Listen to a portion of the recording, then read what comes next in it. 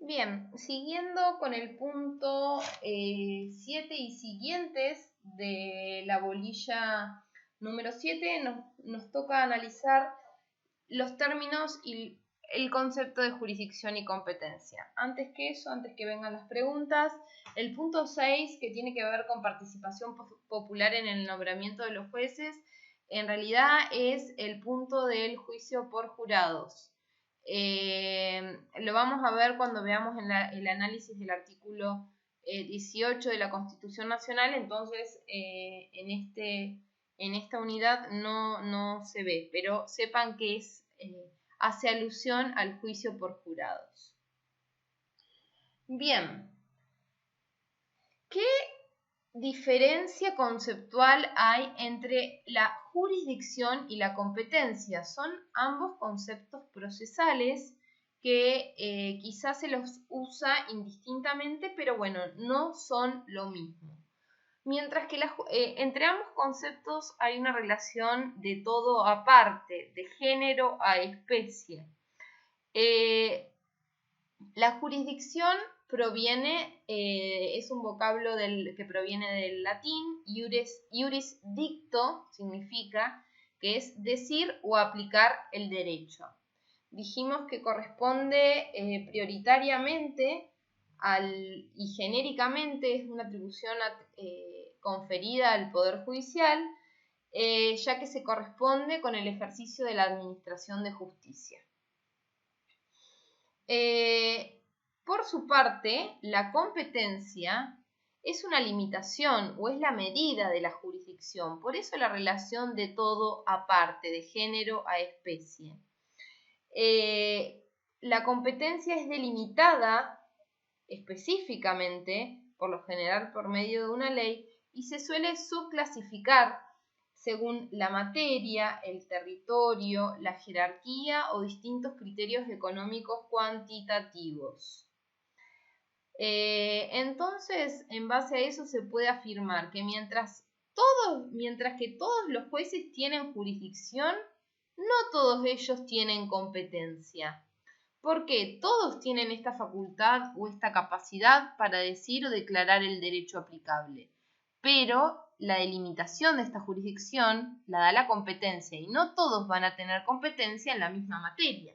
Recordemos que una de las características de nuestra estructura judicial es una estructura sistémicamente organizada y cada juez va a actuar en el ámbito de su competencia, que va a estar dado y delimitado por la ley, por la Constitución en primer lugar y luego por la ley.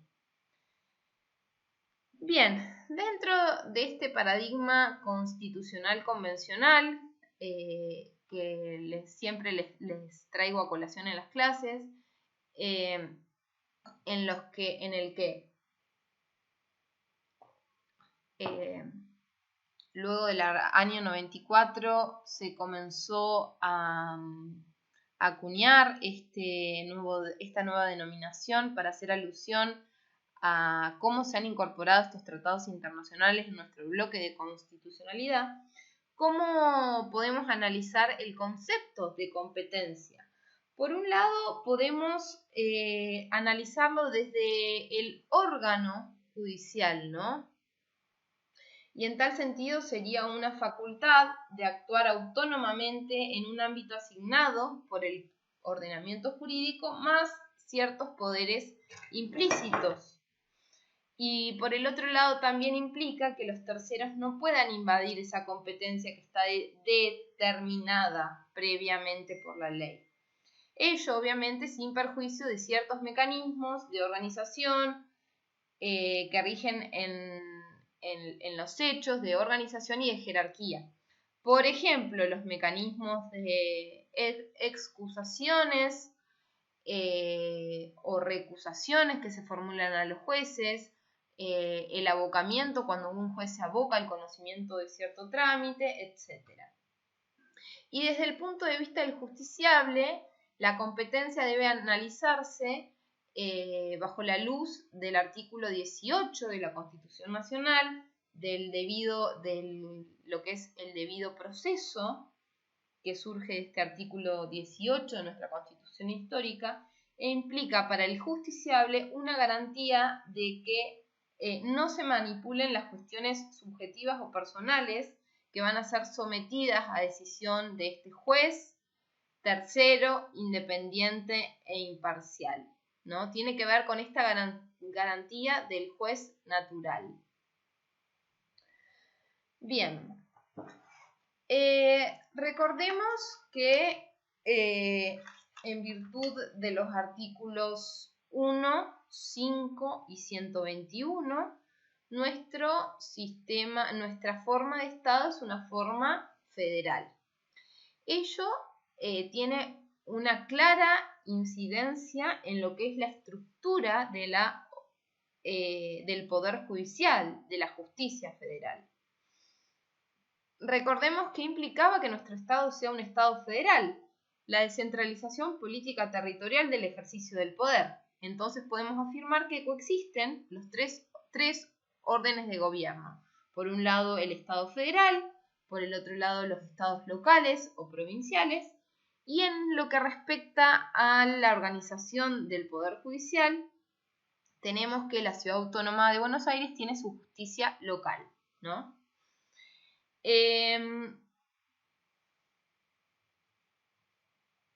El artículo 108 de nuestra Constitución Nacional dijimos que establece que el Poder Judicial de la Nación va a estar conformado por la Corte Suprema de Justicia y los demás tribunales que el Congreso estableciera en el territorio de la Nación. ¿Cuáles son esas leyes que la Constitución refiere en ese artículo 108? Tenemos por un lado la Ley 27, la Ley 48, la Ley 4055, la Ley 13998 y el Decreto Ley 1285/58 que dijimos que regulaba todo lo relativo a los tribunales inferiores. Ahora bien, podemos realizar una estructura de cómo está conformado nuestro Poder Judicial de la Nación. Así podemos describir que en primer lugar tenemos a la Corte Suprema de Justicia como la cabeza del Poder Judicial de la Nación. Luego, a nivel intermedio y en cumplimiento, esto surgió en parte, obviamente fue como órgano judicial que es creado por una ley del Congreso, pero ya se venía diciendo hacía años, desde el fallo Giroldi, desde el fallo Casal también, se tuvo que hacer mención a que en Argentina, para que se cumpla el requisito de la doble instancia en materia penal, garantía contemplada en el artículo 8, inciso H del Pacto San José de Costa Rica, debía asegurarse por medio de un tribunal intermedio. ¿Y cuál es ese tribunal intermedio? La Cámara Nacional de Casación Penal, que dijimos que tiene jurisdicción en todo el territorio del país. Y es el tribunal inmediato anterior en materia penal a la Corte Suprema de Justicia de la Nación. Luego tenemos también la justicia federal en la Ciudad de Buenos Aires, tenemos la justicia nacional en la Ciudad de Buenos Aires y tenemos también, por último, la justicia federal en el interior de todo el país, ¿no? Que dijimos acá que se conformaba, se subdividía en 15 circunscripciones judiciales. Bien, ¿qué características tiene esta jurisdicción federal? Recordemos siempre estas normas que yo les puse en este esquema. Artículo 1, 5 y 121. ¿Se acuerdan cuál era el principio general en las relaciones entre provincias y Estado federal? ¿A quién correspondía? ¿Cuál era la regla en distribución de competencias? Que la regla era que la competencia era siempre provincial porque las provincias conservan todo el poder que no hubiesen expresamente delegado en el gobierno federal. Consecuencia inmediata de ello es que la jurisdicción, la federal, tiene esta característica principal de ser de excepción. Rige el mismo principio que rige en el artículo 121. La justicia federal es excepcional.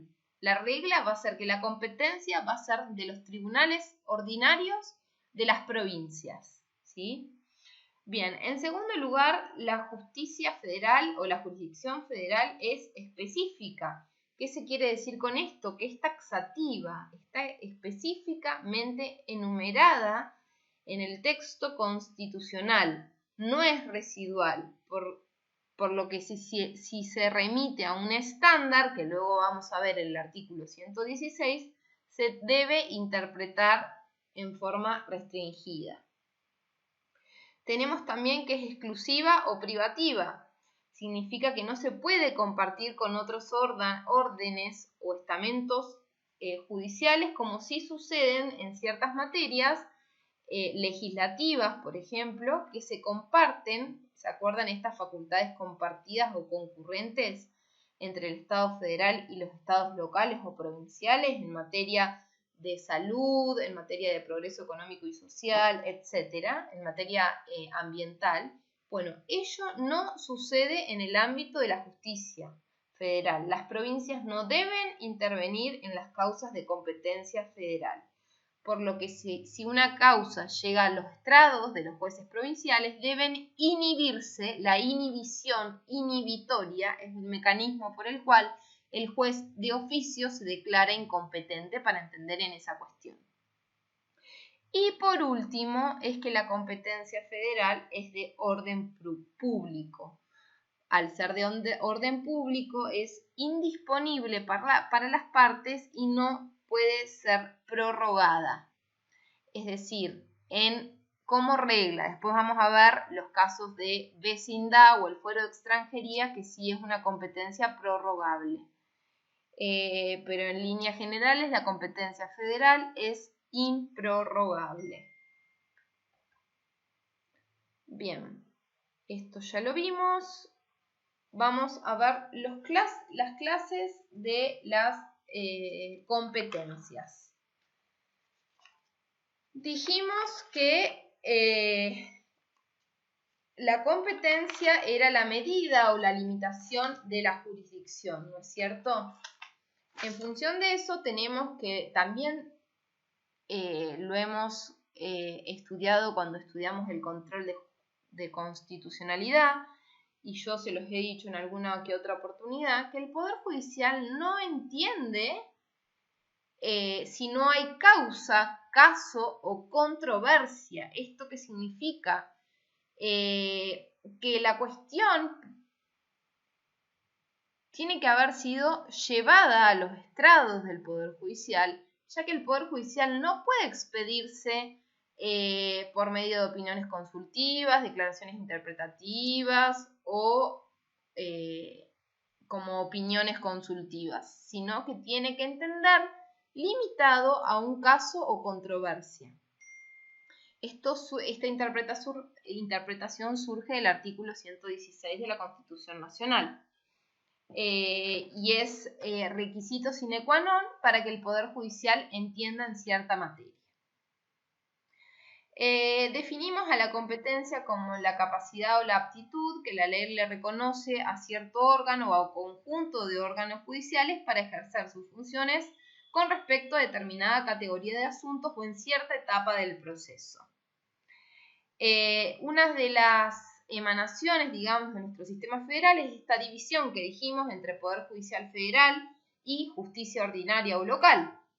Esta distinción obedece, por eso dijimos que surgía de la Constitución o de la ley, obedece a distintos motivos. Por un lado, razones de índole institucional, que surgen, digamos, y tienen que ver también con mantener esta supremacía de la Constitución Nacional y la división de los órdenes y jurisdicciones de los distintos gobiernos que distinguen la competencia federal y la justicia ordinaria. A la competencia federal y a la ordinaria o local se suma la competencia local de la Ciudad de Buenos Aires, como venimos viendo, que esto fue incorporado con la reforma del año 94 en el artículo 129. La competencia federal se relaciona justamente con el sistema federal y las instituciones del país y se deriva de los artículos 1, 108, 116 y 117 de nuestra Constitución Nacional. Por un lado tenemos, que lo vamos a estudiar sobre el final de estas diapositivas de Presi, lo que es la competencia originaria de la Corte Suprema de Justicia de la Nación, que surge del artículo 117, y por el otro lado tenemos la competencia del resto de los tribunales federales, que dijimos que están distribuidos en todo el país, que dicha competencia surge del artículo 116. ¿Cuál fue la finalidad del constituyente al establecer esta competencia federal? En primer lugar, se buscó asegurar que sean los tribunales de la nación quienes entiendan en ciertos asuntos en los que está involucrada la aplicación de legislación federal o en los procesos en los que estuviese en juego intereses federales.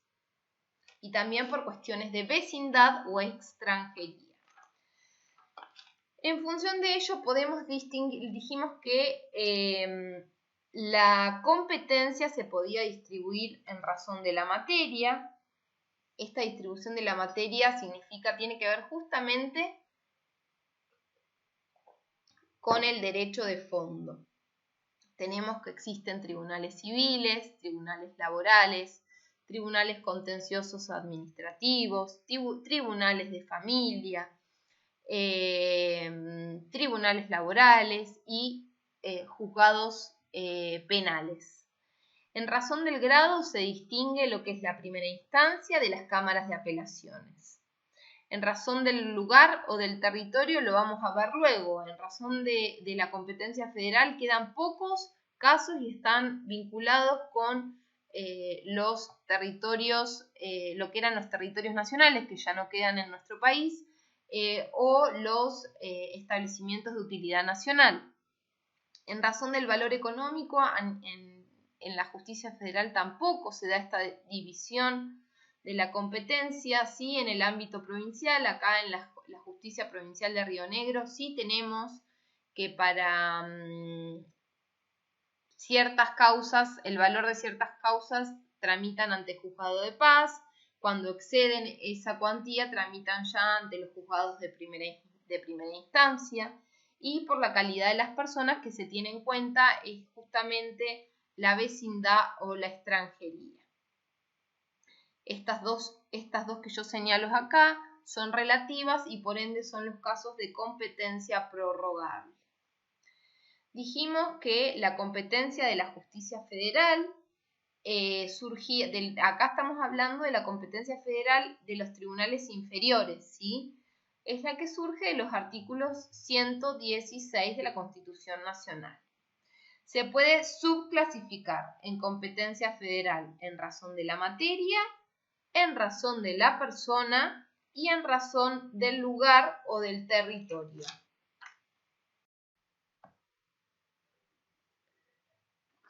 Bien, vamos a analizar el primer supuesto de la competencia en razón de la materia, que surge, dijimos, del artículo 116. ¿Cuál es la finalidad de esta competencia en razón de la materia?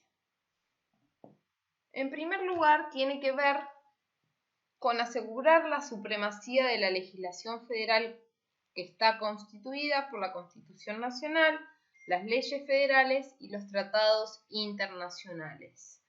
Entonces, el propósito justamente es afirmar las atribuciones del gobierno federal en estas materias.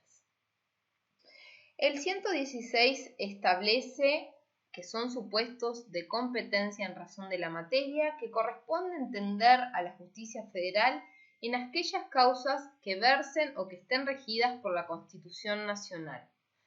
Vemos que tal parte de la norma tiene una gran amplitud, por ende se ha restringido, se ha interpretado en forma restringida, exigiéndose entonces una relación directa e inmediata entre la ley suprema y la solución del litigio. Por eso se exige que esté en juego la inteligencia de una cláusula constitucional.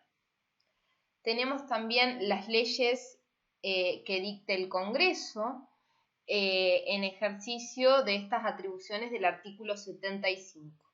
Acá debemos hacer una distinción. Tenemos una doble clasificación. Por un lado tenemos las leyes federales, que son las que surgen de las atribuciones del Congreso, que están enumeradas a lo largo del artículo 75, y por el otro lado tenemos las leyes o lo que es el derecho común, que específicamente está numerado en la primera parte del 75, inciso 12. Recordemos, el derecho común, los códigos de fondo, Código Civil y Comercial, ley laboral, ley de contrato de trabajo, Código Penal, etc. Código de minería. Bien, eso es derecho común, que dijimos cuando vimos el federalismo, que la aplicación de esas leyes va a ser, digamos, de la justicia federal o de la justicia provincial, según si las cosas o las personas recayesen en las respectivas jurisdicciones. Cuando el 116 menciona las leyes, se están haciendo mención a las leyes federales, no al derecho común. ¿Cuáles son las leyes federales? Aquellas sancionadas en uso de sus propias facultades, del artículo 75. Por ejemplo, la ley de presupuesto, la ley de reforma de Estado, de emergencia económica, de impuestos, las leyes previsionales, de radiodifusión, telecomunicaciones, correos, obras sociales, educación universitaria, marcas, patentes, régimen penal cambiario, aeronáutico, armas y explosivos, régimen aduanero, estupefacientes y el régimen de pesca. Todo conflicto que verse sobre la aplicación de esas leyes, en principio, comercio interjurisdiccional también, en principio, es competencia de la justicia federal, ¿sí? En razón de la materia. También los tratados internacionales que por el artículo 31 son la ley suprema de la nación, y dijimos que luego de la reforma del año 95 pueden generar responsabilidad internacional en algunos casos.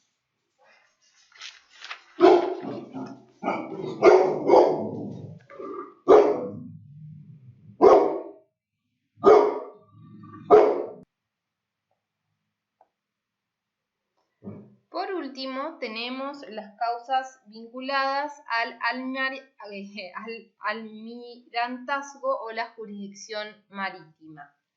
Esta causal admite ser comprendida dentro de la competencia federal en razón de la materia y la competencia federal en razón del territorio.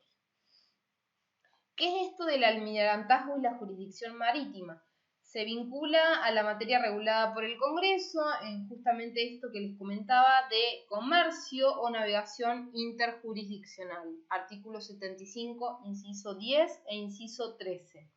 También se vincula con los espacios marítimos, fluviales y los comprendidos en los casos de extraterritorialidad, las naves y aeronaves en alta mar o en el espacio aéreo. Bien, vamos a ver ahora la competencia federal en razón de las personas.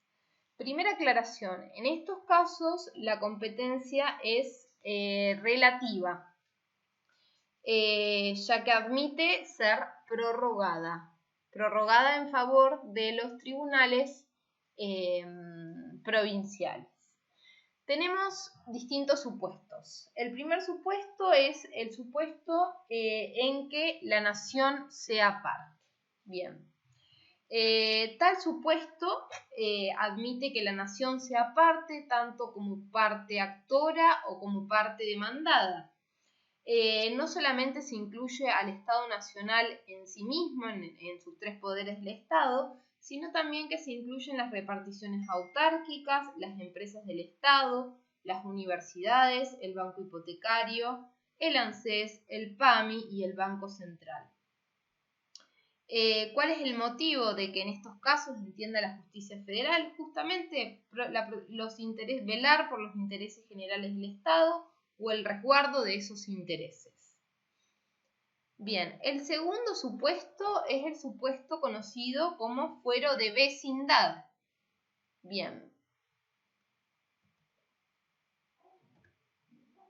El fuero de vecindad o de extranjería también. El fuero de vecindad se pueden dar distintos supuestos entre vecinos los conflictos, ¿no? Entre vecinos de distintas provincias, entre vecinos de provincia y un ciudadano extranjero y vecinos de provincia contra un estado extranjero. Los requisitos comunes en los tres supuestos, ya que cuando se demanda un estado extranjero lo vamos a ver luego con el análisis de la ley 24.488, son los siguientes, los requisitos comunes. Que la causa sea causa civil, que esté regida por derecho privado, por derecho de fondo. ¿Esto por qué? Porque se exige el requisito de la bilateralidad. En las causas penales, por lo general, no existe este requisito. Entonces, los supuestos de competencia penal en los que entienda la justicia federal van a estar vinculados con la competencia en razón del territorio o en razón de la materia y no en razón de la persona. Otro de los requisitos comunes es que el concepto de vecindad se adquiere por los 2 años de la residencia continua en la provincia o por tener bienes inmuebles o establecimiento comercial o industria. Y en el caso de las personas humanas deben tener allí el domicilio real y las personas jurídicas el domicilio legal.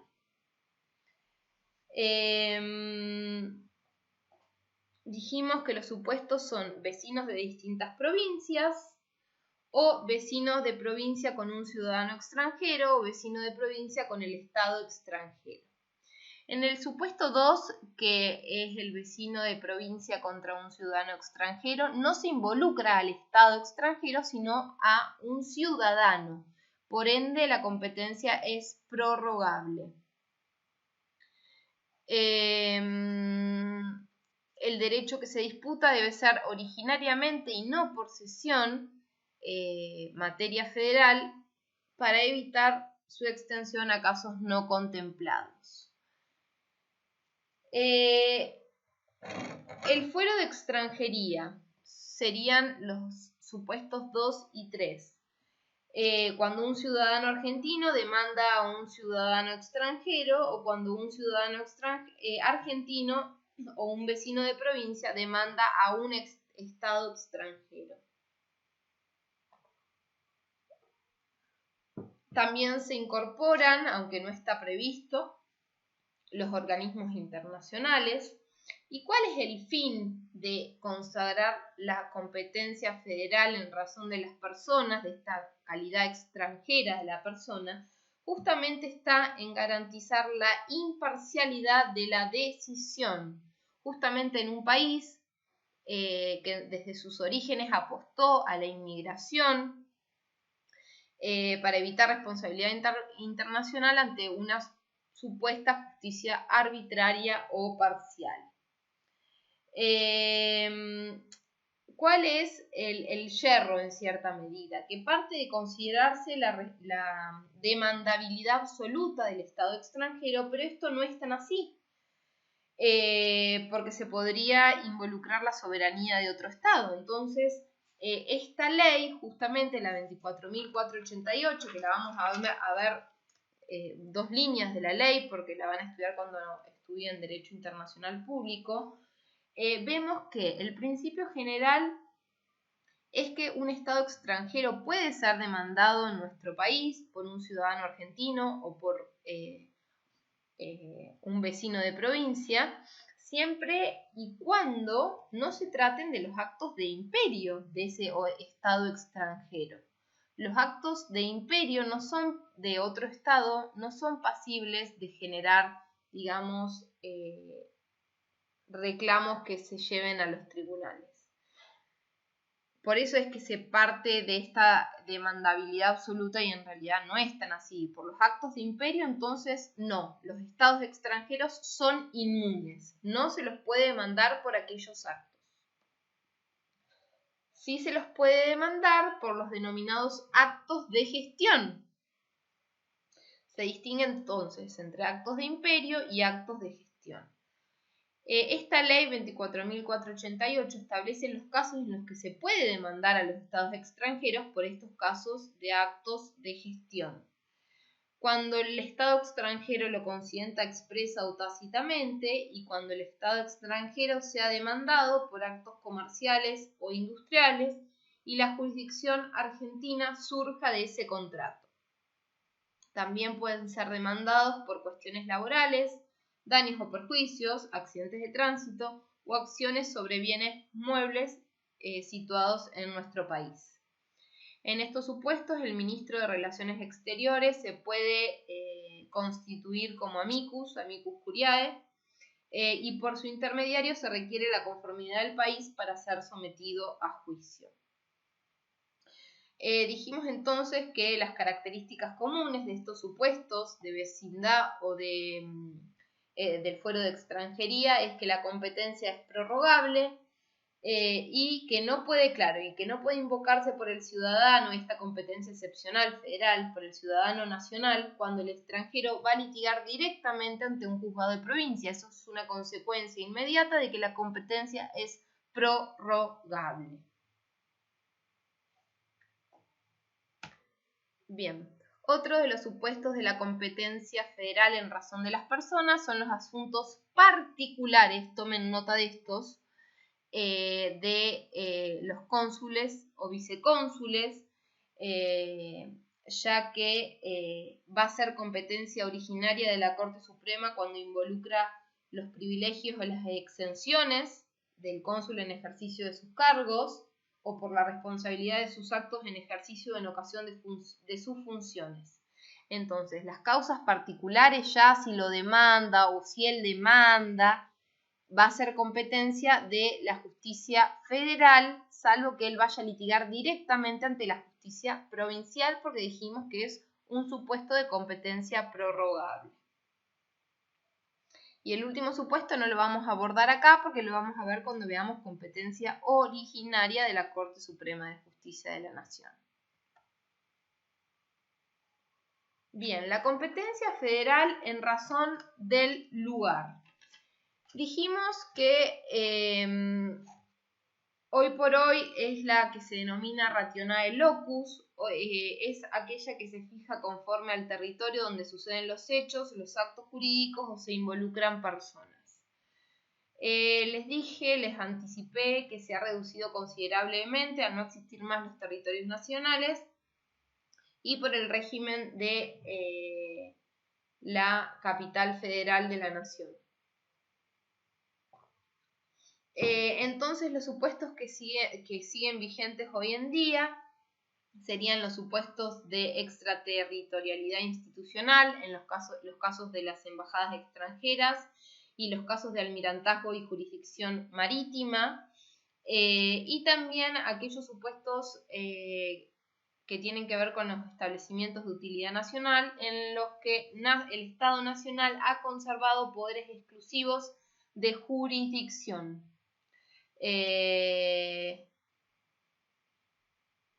Pero bueno, dijimos que esta competencia en razón del lugar ha disminuido considerablemente.